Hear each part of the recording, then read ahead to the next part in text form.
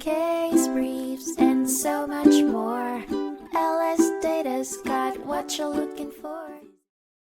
A dispute between homeowners and their homeowners association in Maryland led to a landmark case known as Reiner v. Ehrlich. The issue at hand involved homeowners who wished to install a new roof using unauthorized materials, which was not permitted by the association's bylaws. After the association denied their request, the Reiners filed a lawsuit against the association and individual homeowners in the community.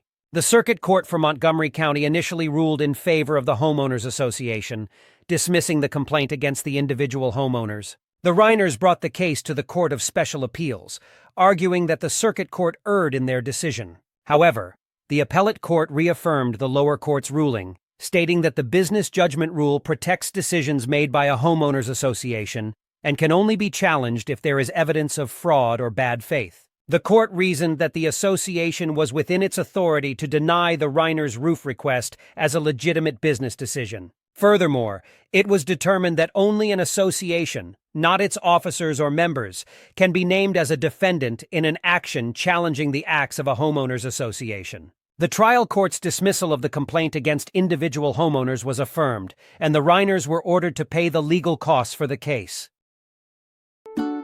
Case briefs, and so much more. LSData's got what you're looking for. Visit lsd.law, elevate your mind. Leave the stress of class.